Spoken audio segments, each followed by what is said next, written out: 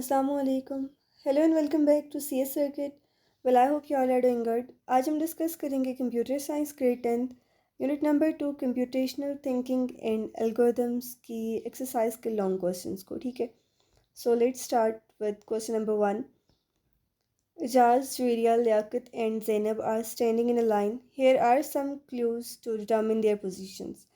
अच्छा, लिस्ट में ना 4 लोग हैं, ठीक है। उन सब की पोजीशन हमें नीचे दिए गए जो है ना क्लूज से फाइंड करनी है, ठीक है। तो हम सबसे पहले ना क्लू 1 को समझते हैं, ठीक है। क्लू 1 इज़ कि Juveria standing directly behind Ijaz. इसका मतलब है कि इजाज़ के फ़ौरन बाद जुवेरिया है, ठीक है। जिससे अगर इजाज़ पोजीशन 2 पे है तो जुवेरिया 3rd पे होगी, ओके। क्लू 2 है कि Zainab is not next to Liyaqat, यानी कि ज़ैनब और लियाकत साइड बाय साइड नहीं हो सकते, ओके।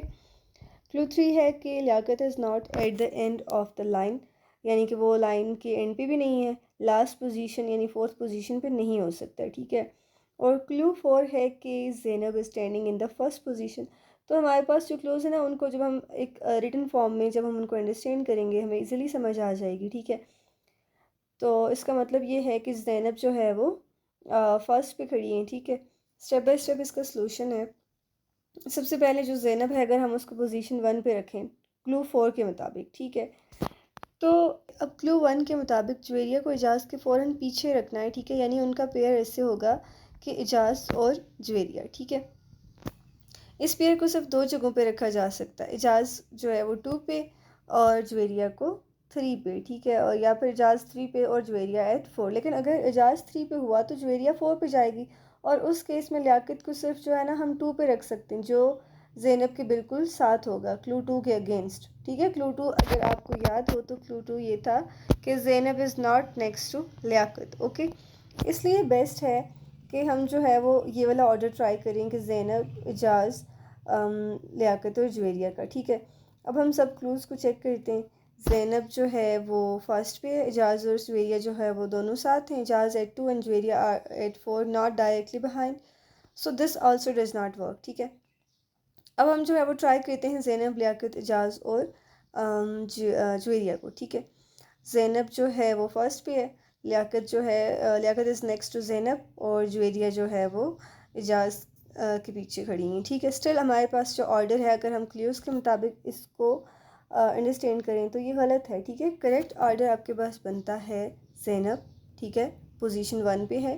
देन जो है वो इजाज़, ठीक है, और देन जुवेरिया और देन लियाकत, ठीक है।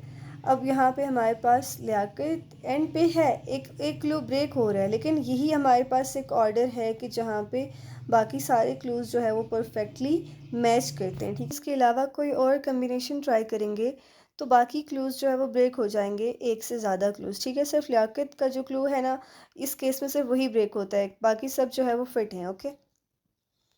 Given the next question is given the following web form inputs, identify any syntax errors and correct them. Alright. इसमें ना जो हमारे पास फर्स्ट है form input name Amjad Ali, email amjadali@gmail, date 1/1/24।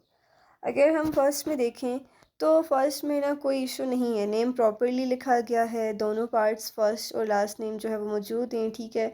कोई स्पेलिंग एरर भी नहीं है, ठीक है, ना ही कोई फॉर्मेट का इशू है। तो इसका मतलब ये है कि नेम बिल्कुल ठीक है, ठीक है। इसमें ना कोई सिंटेक्स एरर है और कोई चेंजेस भी रिक्वायर्ड नहीं है, ओके। टू ईमेल amjadali@gmail, यहाँ पे ना एक सिंटेक्स एरर है। जब भी हम ईमेल लिखते हैं तो उसका एक प्रॉपर स्ट्रक्चर होता है, यानी कि जो है वो आपके इसमें ना मिसिंग है, आपके पास amjadali@gmail लिखा गया है, लेकिन जीमेल के बाद एक्सटेंशन मिसिंग है, जैसे .com या .net, ओके। ये इनकम्प्लीट ईमेल है और इससे ना ऐसे ईमेल किसी भी फॉर्म में एक्सेप्ट नहीं होती, ओके।